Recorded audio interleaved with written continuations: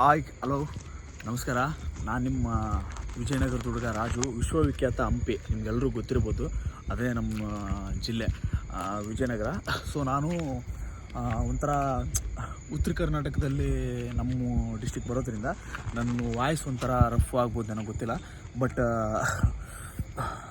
But ನಾನು ಹೇಳೋ ಉದ್ದೇಶ ತುಂಬ ಒಳ್ಳೆಯದಾಗಿರುತ್ತೆ. ಸೊ ಅದನ್ನು ನೀವೆಲ್ಲರೂ ಅರ್ಥ ಮಾಡ್ಕೊತೀರ ಅಂತ ಹೇಳ್ತಿದ್ದೀನಿ. ಸೊ ನಾನಿವತ್ತು ರಾತ್ರಿ ಆಗಿದೆ. ಸೊ ಇಲ್ಲಿ ಊಟ ಮಾಡಿಬಿಟ್ಟು ವಾಕಿಂಗ್ ಬಂದೆ.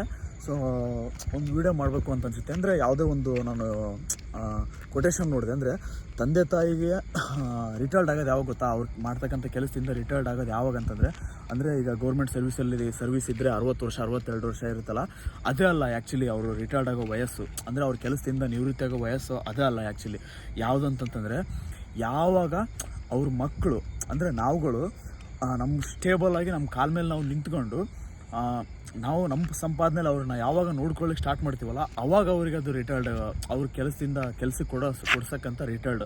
ಆ್ಯಕ್ಚುಲಿ ಅವ್ರಿಗೆ ರಿಟೈರ್ಮೆಂಟನ್ನು ಅವ್ರು ಡಿಸೈಡ್ ಮಾಡೋದಲ್ಲ, ಅವ್ರ ಮಕ್ಕಳಾಗಿರ್ತಕ್ಕಂಥ ನಾವು ಡಿಸೈಡ್ ಮಾಡೋದು. ಸೊ ನಾನು ಯಾಕೆ ಇದನ್ನು ಹೇಳ್ತಿದ್ದೀನಿ ಅಂತಂದರೆ, ಓದೋ ಸಮಯದಲ್ಲಿ ಕರೆಕ್ಟಾಗಿ ಓದಿ, ಅಥವಾ ಕಾಲೇಜು ಸ್ಕೂಲು ಓದಬೇಕಾದ್ರೆ ನಮ್ಮ ಥಾಟ್ಸ್ ಏನಿರುತ್ತೆ, ಯಾವುದಾದ್ರೂ ಒಂದು ಹುಡುಗಿ ಫುಲ್ಲು ಚೆನ್ನಾಗಿ ಕಾಣಿಸುತ್ತೆ, ಅಥವಾ ಅಟ್ರಾಕ್ಷನ್ಸು ತುಂಬ ಈಗಿನ ಜನ್ರೇಷನೆಲ್ಲ ಗೊತ್ತಿರ್ಬೋದು.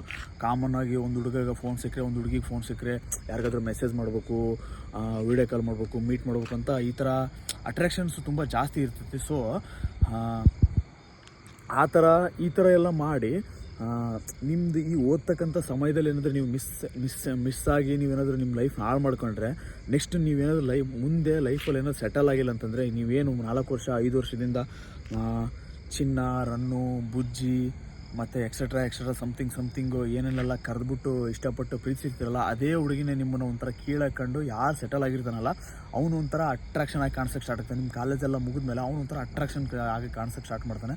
ಅವಾಗ ನಿಮ್ಮನ್ನು ಅವಾಯ್ಡ್ ಮಾಡ್ತೈತಿ. ಅವಾಗ ನೀವು ನಿಮ್ಮ ಪ್ರೀತಿಯೆಲ್ಲ ಅವ್ರಿಗೆ ಇರಿಟೇಷನ್ ಆಗ್ಲಿಕ್ಕೆ ಸ್ಟಾರ್ಟ್ ಆಗ್ತೈತಿ. ಸೊ ಅವಾಗ ನೀವು ಮತ್ತೆ ಹೋಗ್ಬಿಟ್ಟು ಚೆನ್ನಾಗಿ ಓದೋಕ್ಕೂ ಆಗೋಲ್ಲ, ನಿಮ್ಮ ಅಪ್ಪ ಅಮ್ಮಗೆ ಏಜು ಆಗಿರುತ್ತೆ. ಅವಾಗ ಆ ಕಡೆ ಹುಡುಗಿನೂ ಇಲ್ಲ, ಈ ಕಡೆ ನೀನು ಲೈಫಲ್ಲಿ ಸೆಟ್ಲು ಆಗಿಲ್ಲ. ಸುಮ್ಮನೆ ನಿಮ್ಮ ಲೈಫ್ನ ಒಂಥರ ಸರಳ ಎಲ್ಲರ ಥರನೂ ಬದುಕಿ ಒಂಥರ ನಿನ್ನ ಕಾಲ ಮೇಲೆ ನೀನು ನಿಲ್ದಕ್ಕಾಗಿದೆ, ನಿಮ್ಮ ಅಪ್ಪ ಅಮ್ಮನೂ ಚೆನ್ನಾಗಿ ನೋಡ್ಕೊಳಕ್ಕಾಗಲಿ, ಆಮೇಲೆ ಕೊರಗೋ ಅಂಥ ಸಮಯ ಬರ್ತದೆ. ಸೊ ನಾನು ಹೇಳ್ತಿರೋದು, ಯಾರೆಲ್ಲ ಓದ್ತಿದ್ದೀರಲ್ಲ, ಈಗ ಓದ್ತಕ್ಕಂಥ ಸಮಯದಲ್ಲಿ ಅಥವಾ ಈ ಸಮಯನ ಸದ್ಬಳಕೆ ಮಾಡ್ಕೊಳ್ಳಿ. ಸದ್ಬಳಕೆ ಯಾರೆಲ್ಲ ಮಾಡ್ಕೊತಿರಲ್ಲ, ಮುಂದೊಂದು ದಿನ ನಿಜವಾಗ್ಲೂ ನಿಮಗೆ ಅದು ರಿಯಲೈಸ್ ಆಗ್ತೈತಿ. ಮತ್ತು ಯಾರೆಲ್ಲ ಹಾಳು ಮಾಡ್ಕೊತಿರಲ್ಲ ಅವರಿಗೆ ಮುಂದೆ ಪಶ್ಚಾತ್ತಾಪ ಪಡ್ತಕ್ಕಂಥ ಸಮಯ ಬರ್ತೈತಿ. ನನ್ನ ಫ್ರೆಂಡ್ ಸರ್ಕಲಲ್ಲೇ ತುಂಬ ಜನ ನೋಡಿದ್ದೀನಿ, 3 ವರ್ಷ 4 ವರ್ಷ 5 ವರ್ಷ ಎಲ್ಲ ಲವ್ ಮಾಡಿ ಲಾಸ್ಟಿಗೆ ಆಮೇಲೆ ನೀನೇನೋ ಸೆಟಲ್ ಆಗಿಲ್ಲ, ಅಥವಾ ನಿನಗೆ ಗೌರ್ಮೆಂಟ್ ಕೆಲಸ ಇಲ್ಲ, ಈ ಥರ ಎಲ್ಲ ರೀಸನ್ ಕೊಟ್ಬಿಟ್ಟು ಬಿಟ್ಟೋಗಿರೋ ಹುಡುಗಿರು ತುಂಬ ಜನ ಇದ್ದಾರೆ. ನೋಡೋಕ್ಕೆ ಒಂಥರ ಗೌರಮ್ಮನ ಥರ ಕಾಣಿಸ್ತಿರ್ತಾರೆ, ಬಟ್ ಅವರು ಎಲ್ಲ ಹುಡುಗರಿಗೆ ಅಪ್ಲಿಕೇಬಲ್ ಆಗೋಲ್ಲ. ಬಟ್ ಕೆಲವೊಬ್ರಿಗೆ ಮಾತ್ರ ನೋಡೋಕ್ಕೆ ಒಂಥರ ಗೌರಮ್ಮನ ಥರ ಕಾಣಿಸ್ತಿರ್ತಾರೆ. ಬಟ್ ಅವ್ರು ಮಾಡ್ತಿರತಕ್ಕಂಥದ್ದು ನಿಜವಾಗ್ಲೂ ಈ ಜನ್ರೇಷನಲ್ಲಿ ನಾನು ಹೇಳೋದಲ್ಲ, ನಿಮಗೆ ಅರ್ಥ ಆಗಿರುತ್ತೆ. ಯಾಕಂದರೆ ನೀವು ಕೂಡ ನೋಡ್ತಿರ್ತೀರ, ಸ್ಕೂಲು ಕಾಲೇಜು ಓದ್ತಿದ್ದೀರಂದ್ರೆ ಆಲ್ಮೋಸ್ಟ್ ಎಲ್ಲರ ಹತ್ರ ಫೋನ್ ಇರುತ್ತೆ, ಮತ್ತು ನಿಮ್ಮ ಸುತ್ತಮುತ್ತ ನೀವೆಲ್ಲ ನೋಡ್ತಿರ್ತೀರ. ಸೊ ಹಂಗಾಗಿ ನೀವೀಗ ಓದ್ತಿರ್ತಕ್ಕಂಥ ಸಮಯನ ನೀಟಾಗಿ ಸದುಪಯೋಗ ಮಾಡ್ಕೊಂಡು ಚೆನ್ನಾಗಿ ಓದಿರಿ ಅಂತ ಹೇಳ್ತೀನಿ. ಆಮೇಲೆ ನಿಮ್ಮ ಚಿನ್ನು ಬರೋಲ್ಲ, ರನ್ನು ಬರೋಲ್ಲ, ನಿಮ್ಮ ಬುಜ್ಜಿ ಬರೋಲ್ಲ, ಇವ್ರು ಯಾರೂ ಬರೋಲ್ಲ. ಕೊನೆಗೆ ಬರೋದು ನಿಮ್ಮಪ್ಪ ನಿಮ್ಮಮ್ಮ. ಸೊ ನಿಮ್ಮಪ್ಪ ನಿಮ್ಮಮ್ಮಗೋಸ್ಕರ ಚೆನ್ನಾಗಿ ಬದುಕಿ ಅಂತ ಹೇಳ್ತೀನಿ. ಸೊ ಅವ್ರಿಗೋಸ್ಕರನಾದರೂ ಕಷ್ಟಪಟ್ಟು ಓದಿ ನೀವು ಅಂದ್ಕೊಂಡಿರೋ ಡ್ರೀಮ್ ಜಾಬ್ನ ಅಥವಾ ನಿಮ್ಮ ಗೋಲ್ನ ರೀಚ್ ಆಗಿ ಅಂತ ಹೇಳ್ತೀನಿ. ನಾನು ವಿಡಿಯೋ ಮಾಡಿ ಅಭ್ಯಾಸ ಇಲ್ಲ, ಸೊ ಇವಾಗ ಮಾಡ್ತಿದ್ದೀನಿ. ಅಂದರೆ ನನ್ನಿಂದ ಇದು ಯೂಸ್ ಆಗಲಿ ಅನ್ನೋ ಒಂದು ಪರ್ಪಸ್ಸಿಂದ.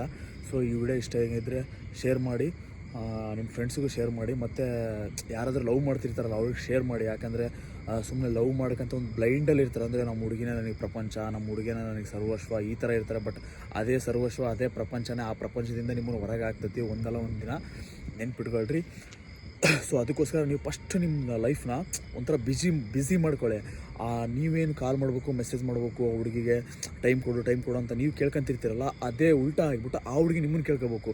ನನಗೆ ಟೈಮ್ ಕೊಡು, ಬರೀ ನೀನು ವರ್ಕ್ ಮಾಡ್ತಿದ್ಯಾ, ಬ್ಯುಸಿ ಇದೆಯಾ, ನನಗೆ ಮೆಸೇಜ್ ಮಾಡು, 1 ಟೈಮ್ ಕಾಲ್ ಮಾಡು, ನನ್ನ ಇಷ್ಟಪಡು ಈ ಥರ ಆ ಹುಡುಗಿ ನಿಮ್ಮ ಹಿಂದೆ ಬರಬೇಕು. ಸೊ ಆಗ್ಬೇಕಂದ್ರೆ ನೀವು ಬಿಸಿ ಇರಬೇಕಂದ್ರೆ, ಬಿಸಿ ಅಂದರೆ ಯಾವ ಥರ ಹುಡುಗ್ರ ಜೊತೆ ಸುತ್ತಾಡೋದು, ಫ್ರೆಂಡ್ಸ್ ಜೊತೆ ತಿರುಗಾಡೋದು, ಅಂದರೆ ಫ್ರೆಂಡ್ಸ್ ಜೊತೆ ಇರಿ, ಬಟ್ ಅದಕ್ಕಿಂತ ಹೆಚ್ಚಾಗಿ ನಿಮ್ಮ ಗೋಲ್ ಕಡೆ ಫೋಕಸ್ ಮಾಡಿ.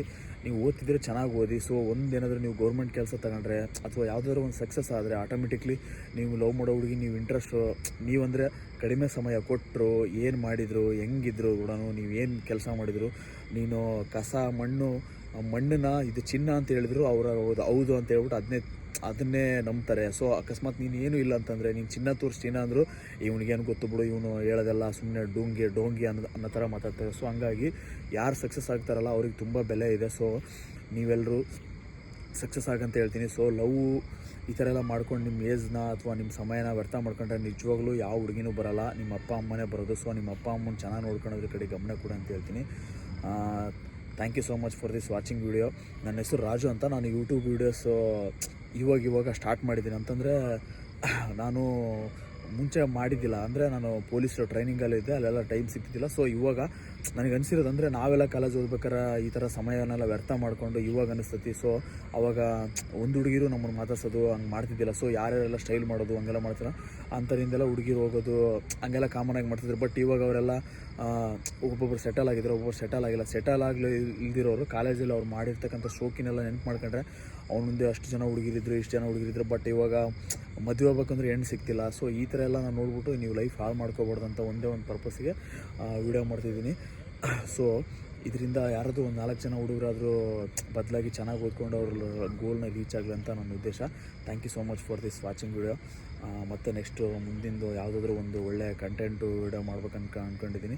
ಸೊ ಲೈವ್ ಬಂದ್ಬಿಟ್ಟು ನಿಮ್ಮ ಕ್ವಶನ್ಸಿಗೆ ಉತ್ತರ ಕೊಡ್ಬೇಕಂತ ನಾನು ಅಂದ್ಕೊಂಡಿದ್ದೀನಿ. ಸೊ ಲೈವ್ ಬರ್ಬೇಕಂದ್ರೆ 500 ಜನ ಸಬ್ಸ್ಕ್ರೈಬರ್ ಇರಬೇಕು. ಸೊ ಹಂಗಾಗಿಬಿಟ್ಟು ನಿಮ್ಮ ಕ್ವಶನಿಗೆ ನಾನು ಆನ್ಸರ್ ಮಾಡ್ಬೇಕಂದ್ರೆ ಲೈವ್ ಬರಬೇಕು. ಸೊ ಲೈವ್ ಬರ್ಬೇಕಂದ್ರೆ 500 ಜನ ಫಾಲೋವರ್ಸ್ ಅಂದರೆ ಸಬ್ಸ್ಕ್ರೈಬರ್ ಬೇಕು.